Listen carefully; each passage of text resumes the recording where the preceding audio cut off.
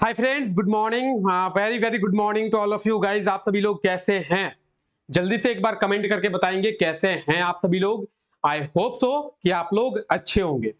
आप सभी का बहुत बहुत स्वागत है आज के इस धमाकेदार सेशन में, जहां हम लोग झारखंड के करंट अफेयर्स के बारे में बात जो है वो करने वाले हैं। आज है 13 जून और 13 जून से झारखंड के जितने भी इंपॉर्टेंट करंट अफेयर्स बनेंगे, आज के इस क्लास में हम इन करंट अफेयर्स के बारे में डिटेल में चर्चा करने वाले हैं। तो चलिए क्लास को शुरू करते हैं और झारखंड के करंट अफेयर्स के बारे में देखते हैं, ठीक है। और इस क्लास के पीडीएफ की बात करेंगे। पीडीएफ आप लोगों को टेलीग्राम पे मिल जाएगी। टेलीग्राम चैनल को आप लोग ज्वाइन कर ले, झारखंड एजुकेशन हब के नाम से आपको जो टेलीग्राम चैनल है वो मिल जाएगा, जिसका लिंक आपको इस क्लास के नीचे डिस्क्रिप्शन में मिल जाएगा, ठीक है। तो चलिए क्लास को शुरू करें और देखते हैं झारखंड के इंपॉर्टेंट करंट अफेयर्स के बारे में। तो देखिए, आज का हमारा सबसे पहले करंट अफेयर की बात करेंगे। तो आज का हमारा पहला करंट अफेयर है, इंडिया बिगेस्ट ट्रेड फेयर का आयोजन कहां पे किया जाएगा। ठीक है, इंडिया बिगेस्ट ट्रेड फेयर का आयोजन जो है वो कहां पे किया जाएगा। बात करेंगे ट्रेड फेयर की, तो आप लोग ज्यादातर यही देखे होंगे कि ट्रेड फेयर का जो आयोजन है वो रांची में, और रांची में भी ट्रेड फेयर का आयोजन करने के लिए एक बड़ा मैदान चाहिए। तो रांची में बड़ा मैदान कहां पे है? मोहराबादी। तो ज्यादातर जो ट्रेड फेयर है वो मोहराबादी मैदान में ही आयोजित किए जाते हैं। अगर आपसे एग्जाम में पूछ लिया जाए कि ट्रेड फेयर, तो आप सीधे सीधे रांची आंसर दे देंगे। क्यों? क्योंकि ट्रेड फेयर जो है ज्यादातर रांची में ही, झारखंड की कैपिटल है रांची, तो रांची में ही ज्यादातर इसका आयोजन किया जाता है। और रांची में भी इसको आयोजित करने के लिए एक बड़ा मैदान चाहिए। ट्रेड फेयर का मतलब क्या होता है? मेला, व्यापार मेला, ट्रेड फेयर। अब मेले का आयोजन करने के लिए एक बड़ा फील्ड चाहिए। अब बड़ा फील्ड की बात करेंगे तो मोहराबादी मैदान बड़ा फील्ड है। तो ज्यादातर जो ट्रेड फेयर है वो मोहराबादी मैदान में ही आयोजित जो है वो किए जाते हैं। इंडिया बिगेस्ट ट्रेड फेयर, इसका भी आयोजन मोहराबादी मैदान में ही किया गया है कल से, यानी 12 जून से। ठीक है, 12 जून से इसका जो आयोजन है वो रांची के मोहराबादी मैदान में शुरू किया गया है। 25 जून तक इसका जो आयोजन है वो किया जाएगा, ठीक है। तो ऑप्शन सी इसका बिल्कुल सही आंसर हो जाएगा, ऑप्शन सी रांची, ठीक है। अब देखिए, 12 जून से इंडिया बिगेस्ट ट्रेड फेयर का जो आयोजन है वो शुरू किया गया है, आप देख सकते हैं। और 25 जून तक इस ट्रेड फेयर का आयोजन रांची के मोहराबादी मैदान में किया जाएगा। और बात करेंगे इसके आयोजन की, तो किनके द्वारा? उरांव विकास महिला समिति के द्वारा, ठीक है। उरांव महिला विकास समिति, ठीक है। उरांव महिला, उरांव जनजाति आप लोग जानते होंगे झारखंड की एक जनजाति है। झारखंड में टोटल 32 प्रकार की जनजाति जो है पाई जाती है।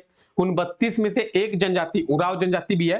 तो उरांव महिला विकास समिति के द्वारा ही इस ट्रेड फेयर का आयोजन जो है वो रांची के मोहराबादी मैदान में किया गया है।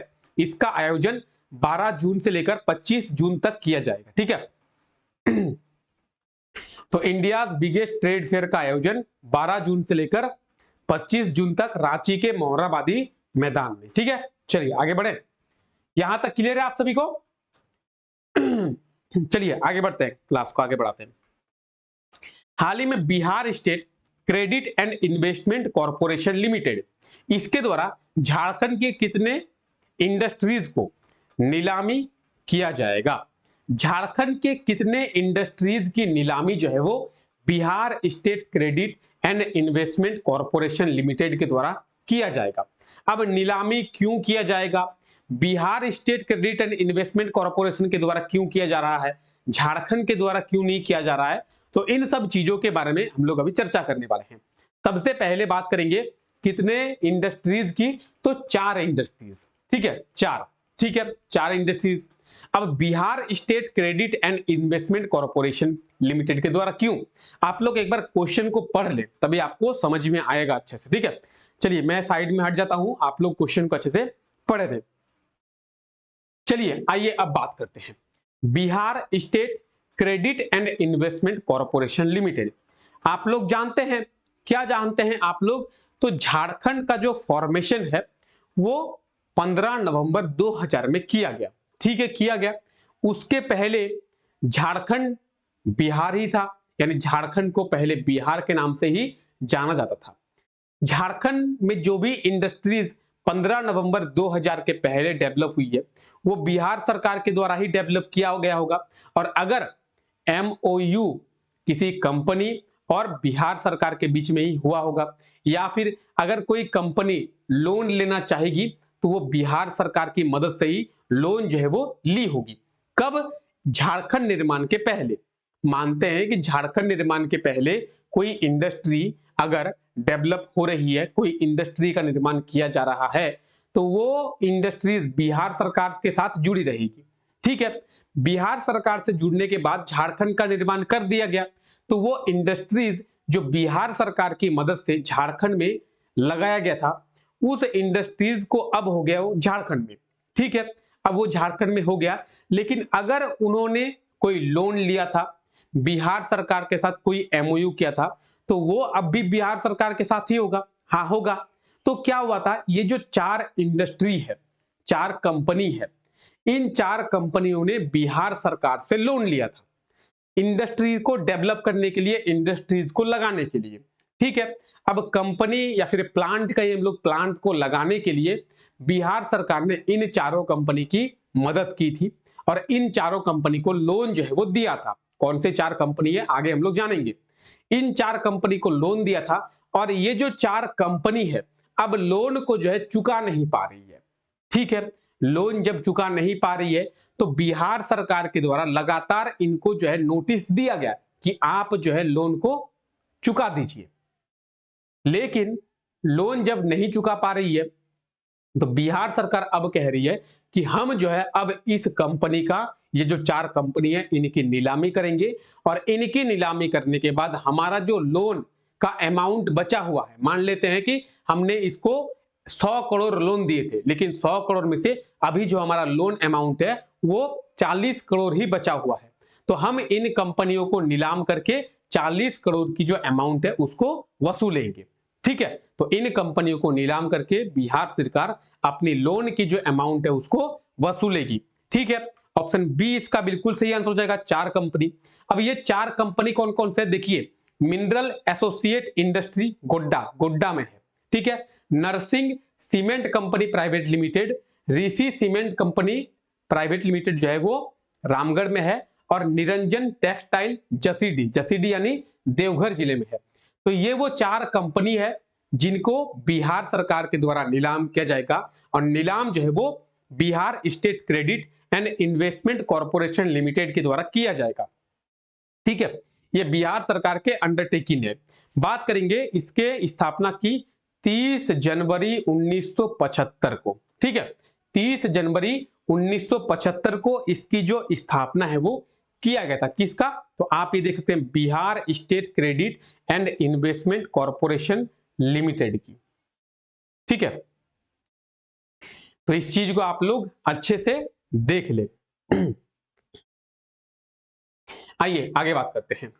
हाल ही में स्कूली शिक्षा एवं साक्षरता विभाग के द्वारा जारी रिपोर्ट के अनुसार झारखंड में ड्रॉप आउट दर कितना है? अगर ड्रॉप आउट की एवरेज रेट की बात करेंगे हमारे झारखंड में, तो वो कितना है? वो है 7.98। ठीक है, अब 7.98 को पहले साइड में रखते हैं और बात करते हैं ड्रॉप आउट होता क्या है।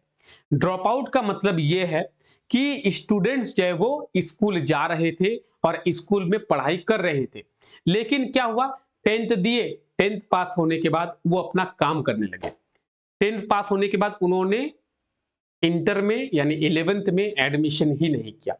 कुछ लोग ऐसे हैं जो एडमिशन किए, 12th पढ़े, 12th पढ़ने के बाद उन्होंने ग्रेजुएशन में एडमिशन ही नहीं किया, वो लोग काम करने लग गए। तो इसे कहते हैं ड्रॉप आउट, यानी पढ़ाई करने के बाद जो कंटिन्यू पढ़ाई है उसे जारी रखना होता है, लेकिन वो लोग जारी ना रखकर पढ़ाई को छोड़ देते हैं। ड्रॉप आउट का मतलब है कि बीच में पढ़ाई को छोड़ देना। ठीक है, अब ड्रॉप आउट का जो नेशनल एवरेज रेट है, यानी भारत की जो राष्ट्रीय दर है, वो है 12.6%, यानी 100 बच्चों में से 12.6, यानी लगभग हम लोग कह सकते हैं कि 13 बच्चे, 100 बच्चों में से हर साल 13 बच्चे जो है अपनी पढ़ाई को बीच में ही छोड़ देते हैं। ये नेशनल एवरेज है इंडिया का। लेकिन अगर झारखंड के एवरेज की बात करेंगे, झारखंड के रेट की बात करेंगे, तो झारखंड का रेट है 7.98%, यानी नेशनल एवरेज से भी कम जो है झारखंड का एवरेज है। यानी हम लोग कह सकते हैं कि झारखंड में हर 100 बच्चों में से प्रति वर्ष 8 बच्चे जो है वो पढ़ाई को छोड़ देते हैं, पढ़ाई से ड्रॉप आउट कर लेते हैं। कितने में? 100 में। नेशनल एवरेज 13, 12.6, हम लोग 0.5 से जब भी प्लस करते हैं तो ओवरऑल हम लोग मान लेते हैं उसको पूरा, तो 12.6 यानी हम लोग कह सकते हैं 13, और झारखंड में 8। ठीक है, तो आप देखिए कहीं ना कहीं 5% का डिफरेंस जो है वो झारखंड में देखने को मिलता है नेशनल एवरेज से। ठीक है, अब बात करते हैं कि सर झारखंड का अगर 7.9% है तो सबसे ज्यादा कौन से राज्य का है? सबसे ज्यादा ड्रॉप आउट रेट जो है कौन से राज्य का है? हमारा ही पड़ोसी राज्य जिससे झारखंड का निर्माण किया गया है, बिहार का। 20% से भी अधिक है। यानी बिहार में हर साल लगभग 100 में से 20 छात्र, 20 स्टूडेंट्स जो है वो पढ़ाई को ड्रॉप आउट कर देते हैं, या तो कोई काम करते हैं, या तो उनकी शादी हो जाती है, कुछ भी हो जाता है, लेकिन 100 में से 20 बच्चों की जो पढ़ाई है वो बिहार में ड्रॉप आउट हो जाती है। ठीक है, अब बात करेंगे नेशनल एवरेज की। तो आप ये देखिए, ये जो है हमारा नेशनल एवरेज है 12.6%, यानी लगभग हम लोग मान लेते हैं कि 13%। ठीक है, 13% जब नेशनल एवरेज है तो भारत के ऐसे 7 राज्य हैं। कितने राज्य हैं? 7 राज्य। 7 राज्य क्या है सर? तो ऐसे 7 राज्य हैं जिनका एवरेज नेशनल एवरेज से भी देखने को ज्यादा मिलता है, जिनका एवरेज नेशनल एवरेज से भी ज्यादा है। कौन कौन है ये 7 राज्य? सबसे ज्यादा बिहार है, ठीक है, आंध्र प्रदेश, असम, गुजरात, कर्नाटक, मेघालय और पंजाब। ये वो 7 राज्य है, आप देख सकते हैं।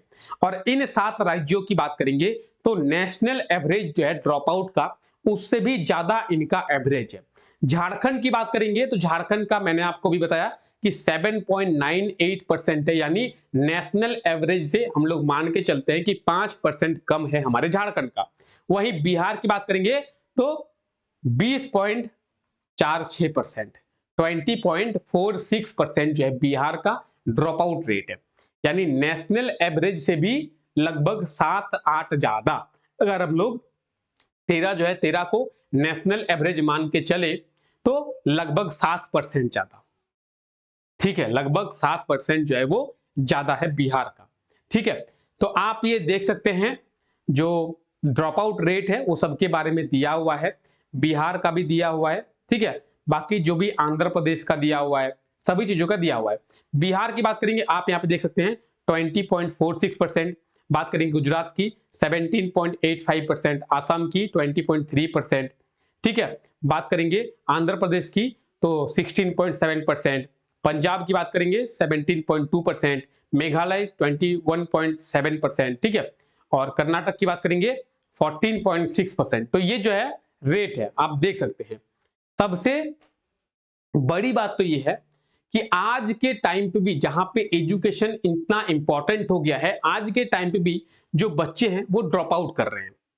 कहीं ना कुछ तो रीजन है जिसके कारण बच्चों की पढ़ाई जो है वो नहीं हो पा रही है। तो सरकार को लगातार ये प्रयास करना चाहिए कि क्या वो रीजन है, आखिर जो बच्चे हैं वो पढ़ाई क्यों नहीं कर पा रहे हैं, क्या दिक्कत हो रही है उनको कि पढ़ाई वो लोग नहीं कर रहे हैं। तो सरकार को ये दिक्कत ढूंढनी चाहिए और लगातार सरकार को ये प्रयास करना चाहिए कि ये जो ड्रॉप आउट रेट है ये और ज्यादा कम हो। ठीक है, फिलहाल हमारे झारखंड का ड्रॉप आउट रेट जो है वो अच्छा है। ठीक है, आगे आगे बढ़ते हैं। हाल ही में भारतीय ट्रैक साइकिलिंग टीम में झारखंड के किस खिलाड़ी का चयन किया गया है? तो आप झारखंड के सरिता कुमारी को याद रखेंगे। झारखंड की सरिता कुमारी का जो चयन है वो भारतीय ट्रैक साइकिलिंग टीम में किया गया है। और सरिता कुमारी झारखंड की ऐसी पहली साइकिलिस्ट है जिनका चयन भारतीय टीम में किया गया है। किस लिए किया गया है? तो देखिए 14 से 19 जून तक, यानी कल से मलेशिया में, कहां पे? मलेशिया में आयोजित होने वाला है एशियन ट्रैक साइकिलिंग चैंपियनशिप। ठीक है, इसके लिए झारखंड की सरिता कुमारी का जो चयन है वो भारतीय साइकिलिंग ट्रैक टीम में किया गया है और झारखंड की ये पहली साइकिलिस्ट है जिनका चयन भारतीय टीम में जो है वो किया गया है। ये झारखंड के लोहरदग्गा जिले की जो है रहने वाली है। कौन? सरिता कुमारी। तो सरिता कुमारी को आप लोग याद रखेंगे, झारखंड की ये पहली साइकिलिस्ट है जिनका चयन भारतीय साइकिलिस्ट टीम में किया गया है। और क्यों किया गया है? क्योंकि 14 से 19 जून तक मलेशिया में एशियन ट्रैक साइकिलिंग चैंपियनशिप का आयोजन जो है वो किया जाएगा। ठीक है, सरिता कुमारी, तो आप ये देख सकते हैं, यह है सरिता कुमारी और ये जो है झारखंड के लोहरदग्गा जिले की रहने वाली है। ठीक है, कहां की? लोहरदग्गा जिले की ये रहने वाली है। और आप देख सकते हैं 14 से 19 जून तक मलेशिया में जो साइकिलिंग चैंपियनशिप है उसका जो आयोजन है वो किया जाएगा, एशियन ट्रैक साइकिलिंग चैंपियनशिप। ठीक है, चलिए, सरिता कुमारी। और हाल ही में world day against child labour यानी विश्व बाल श्रम निषेध दिवस, world day against child labour यानी विश्व बाल श्रम निषेध दिवस कब मनाया गया है? तो अगर आप लोग नहीं जानते हैं तो आपको इसके बारे में पता होना चाहिए कि हर वर्ष 12 जून को विश्व बाल श्रम निषेध दिवस यानी world day against child labour मनाया जाता है। ऑप्शन डी इसका बिल्कुल सही आंसर हो जाएगा। अब इस दिन को मनाने के पीछे मुख्य उद्देश्य क्या है? तो इस दिन को मनाने के पीछे मुख्य उद्देश्य है कि जो भी ऐसे बच्चे हैं, कैसे, 14 साल से कम उम्र के बच्चे, और अगर वो काम कर रहे हैं तो लोगों को उनके प्रति जागरूक किया जाए कि 14 साल से कम उम्र के बच्चों को किसी भी प्रकार का कोई काम ना करवाए। अगर आप करवाते हुए पकड़े जाते हैं तो आपके ऊपर कानूनी कार्रवाई होगी। 14 वर्ष की बात करेंगे, आप बोलेंगे सर ऐसा क्यों, 14 वर्ष तक क्यों माना गया है कि काम नहीं करवाना चाहिए? देखिए, अगर मिनिमम टू मिनिमम भी हम लोग कहें तो 14 साल तक बच्चों को पढ़ाई करनी चाहिए।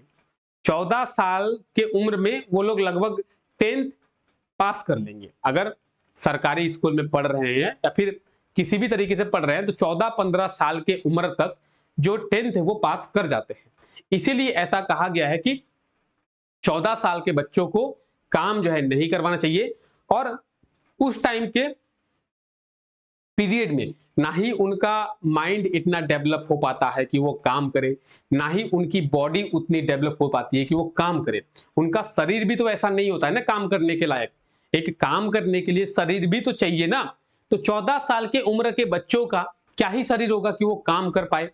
ठीक है, तो इसीलिए एक एज क्राइटेरिया रखा गया है, 14 साल से कम उम्र के बच्चों को काम जो है वो नहीं करवाना चाहिए। इसीलिए हर वर्ष विश्व बाल श्रम निषेध दिवस यानी world day against child labour 12 जून को मनाया जाता है। और इस वर्ष की थीम क्या है? Social justice for all and child labour. ठीक है, social justice for all and child labour यानी जो सामाजिक न्याय है वो सबके लिए है, किसी एक के लिए नहीं है कि आपके लिए है या फिर मेरे लिए है या फिर जिनकी एज 25 वर्ष से 30 वर्ष है उनके लिए सामाजिक न्याय है। सोशल जस्टिस जो है वो सबके लिए है, चाहे वो 5 वर्ष का हो, 10 वर्ष का हो या फिर 50 वर्ष का हो। और एंड चाइल्ड लेबर यानी जो चाइल्ड लेबर है उसे खत्म करना है। ठीक है, तो ये वर्ष 2023 का थीम है, इस थीम को आप लोग याद रखेंगे। ठीक है, तो आप इस चीज को जानेंगे, हर साल 12 जून को जो है बाल श्रम निषेध दिवस मनाया जाता है। ठीक है, चलिए, यहां तक क्लियर है आप सभी को? अब देखिए, एक क्वेश्चन आपसे पूछा गया था। अब क्वेश्चन क्या पूछा गया था? क्वेश्चन आपसे पूछा गया था झारखंड के किस एजुकेशनल इंस्टीट्यूट के द्वारा यानी शिक्षण संस्थान के द्वारा 5 छात्रों को बीटेक की जो निःशुल्क पढ़ाई है वो कराई जाएगी। तो बीटेक की जो निःशुल्क पढ़ाई है वो आईआईटी आईएसएम के द्वारा 5 छात्रों को किया जाएगा। ठीक है, जेई एडवांस के एग्जाम में 600 तक रैंक पाने वाले 5 छात्रों का चयन आईआईटी आईएसएम मैनेजमेंट के द्वारा किया जाएगा और उन 5 छात्रों को बीटेक की निःशुल्क पढ़ाई जो है वो कराई जाएगी। ऑप्शन बी इसका बिल्कुल सही आंसर हो जाएगा। और आइए देखते हैं इस क्वेश्चन का सबसे अच्छा आंसर जो है किनके द्वारा दिया गया है। तो रोशन कुमार इनके द्वारा इस क्वेश्चन का सबसे अच्छा आंसर दिया गया है और आप देख सकते हैं कि इनके द्वारा बहुत ही डिटेल में सभी चीजों के बारे में जिक्र जो है वो किया गया है, सभी चीजों के बारे में बताया गया है। तो रोशन कुमार के द्वारा इस क्वेश्चन का सबसे अच्छा आंसर जो है वो दिया गया है। ठीक है, चलिए आगे बढ़ते हैं और देखते हैं आज के लिए आपका क्वेश्चन क्या है। आज के लिए आपका क्वेश्चन है, वित्त वर्ष 2022-23 में झारखंड रेवेन्यू डिपार्टमेंट को शराब से कितने रुपए का रेवेन्यू जो है वो मिला है। ठीक है, तो झारखंड के रेवेन्यू डिपार्टमेंट को फाइनेंशियल ईयर 2022-23 में कितना रेवेन्यू जो है वो शराब से मिला है। तो जो भी इसका सही आंसर होगा आप लोग कमेंट करके बताएंगे और इसके बारे में आप लोग डिटेल में जरूर लिखेंगे। जिसका भी आंसर सबसे अच्छा होगा कल के क्लास में उसके आंसर को दिखाया जाएगा कि इसका मतलब किसका आंसर सबसे अच्छा है, जिससे आप लोगों को भी मोटिवेट मिल सके और आप लोग भी अच्छा आंसर दे पाए। ठीक है, तो चलिए फिलहाल आज के लिए इतना ही रखते हैं। आई होप सो कि आपको ये क्लास अच्छा लगा होगा। अगर आपको ये क्लास अच्छा लगा है तो क्लास को लाइक कर दे और चैनल पे अगर आप लोग नए हैं तो चैनल को सब्सक्राइब जरूर करें। मिलते हैं आप लोगों से नेक्स्ट क्लास में, तब तक के लिए thank you, take care, bye bye.